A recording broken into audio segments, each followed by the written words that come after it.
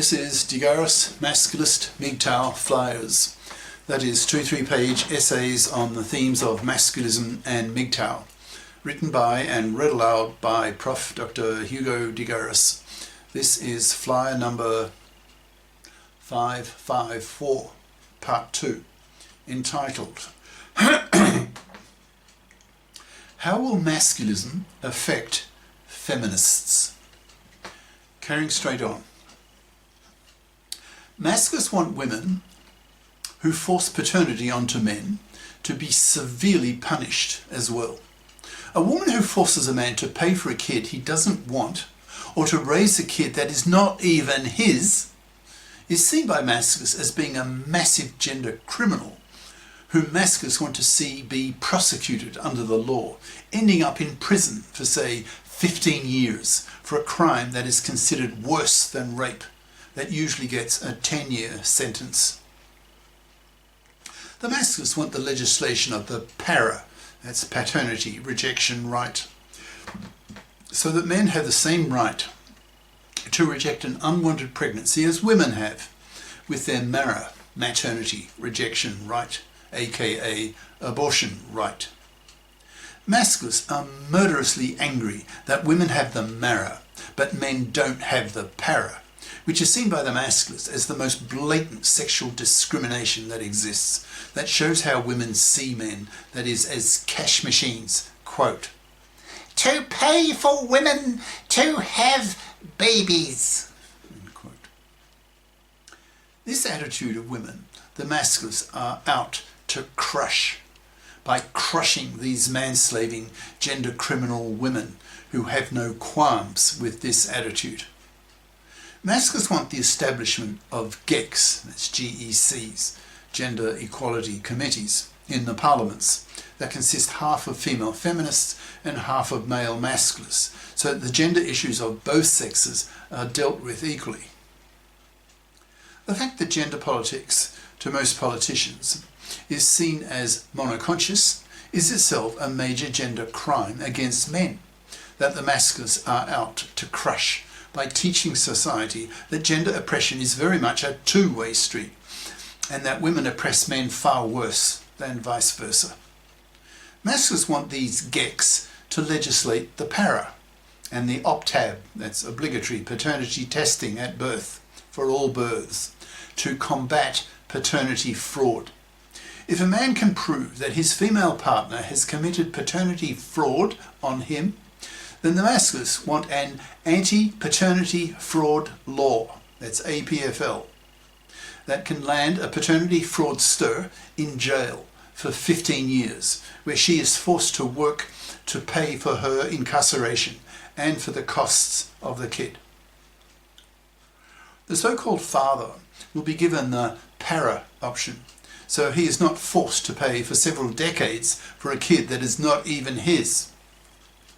The fact that the para and the apfel don't yet exist show how badly men are abused and gender criminalised by women in today's society, which is why masculists have such a hatred of such women and want to see them criminalised for their massive and brutal gender crimes. So, in light of all the above, how will these masculist ideas affect feminists? Question mark. If feminists remain monoconscious in face of the above evidence that gender oppression is very much a two-way street, then masculists will bite their fucking heads off, exploding in very male rage and hatred at them and dumping them for sure. Masculists argue that it's actually in monoconscious feminists' self-interest to become biconscious, since then they will be more likely to hold on to their boyfriends. Since with masculists and MGTOW ideas now rapidly spreading, those monoconscious feminists who don't become biconscious faster than their currently monoconscious male feminist boyfriends will risk having their freshly biconscious boyfriends see the monoconsciousness of their feminist girlfriends as bigoted, become disgusted, and then dump them for remaining MFBs, that's monoconscious feminazi bigots. Masculists predict that millions of monoconscious feminists are going to suffer a lot of pain this decade for this reason, as their biconscious boyfriends dump them for not showing a lot more empathy towards the ways that men suffer for decades due to the massive gender crimes that women inflict on men.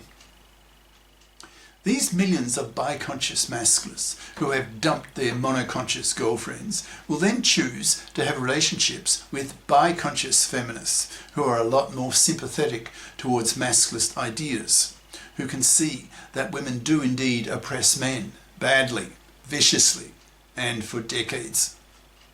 A lot of feminists are going to be shocked in the next few years as they come across masculists who don't just answer back to their feminist complaints about men, but crush them with extremely angry and verbally violent masculist harangues, accusing these monoconscious feminists of hypocrisy, since in reality women oppress men far worse.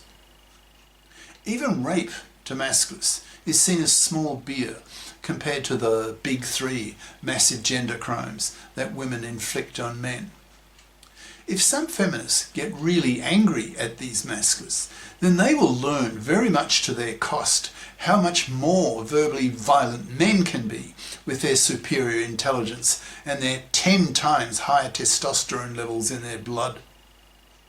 Feminists, monoconscious feminists, have had a monopoly over gender politics for 6 decades, so it will come as a shock to lose that monopoly as the masculists take over gender politics. Whenever men turn their minds to something, they always dominate it, since women can't compete with men at the top end of the performance scale. Women have 10% smaller brains and are dumber than men by 4 IQ points on average. Women have a 10% lower IQ variance than men, so the morons and the genii are males. Women have won a pathetic 1% of science Nobel Prizes.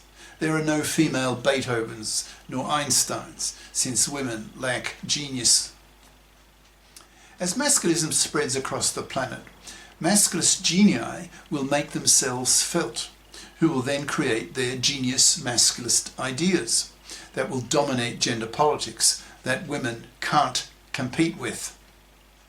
It will be a rude experience for female feminist politicians to be confronted with very angry, genius, hateful, masculist politicians who push very hard for the establishment of the gex, who will use very male, very aggressive, very dominant techniques to see that the gex come into being, which the masculists see as an essential means for the men-faring of the gender laws, for the fundamental reform of the divorce courts, for the legislation of the para, the optab, the apfel, etc., and the general fipping of society by pushing masculist ideas onto society, and particularly onto young girls, so that they become fips and not fluffies, since if they do become fluffies, that will be a death sentence for them in a masculist dominated world, which is probably what is coming. It will be a shock for feminists to lose their monopoly over gender politics and see the gender political pendulum swing back from feminist dominance to masculist dominance as men stand up in their billions, raising their fists at women, especially at fluffies and fluffy feminists, crushing them out of existence, out of life, as billions of men liberate themselves from decades of gender oppression at the hands of callous, criminal women who see men as cash machines to be robbed and abused. Masculists will kill such women in a sex war by forcing such women to rot on the shelf, spat at, reviled, utterly rejected, and expected to die a slow, miserable death that they deserve, thus leaving more biconscious, more humane women who deserve to have relationships with men. Cheers. Prof. Dr. Hugo de Garis. Email profhugodegaris@yahoo.com. Website profhugodegaris.wordpress.com. Author of the book Masculism, Men's Rebellion Against Being Man-Slaves to Women, an e-textbook of 550 plus masculist flyers for men's studies courses, freely downloadable in Microsoft Word format from my website. Ciao.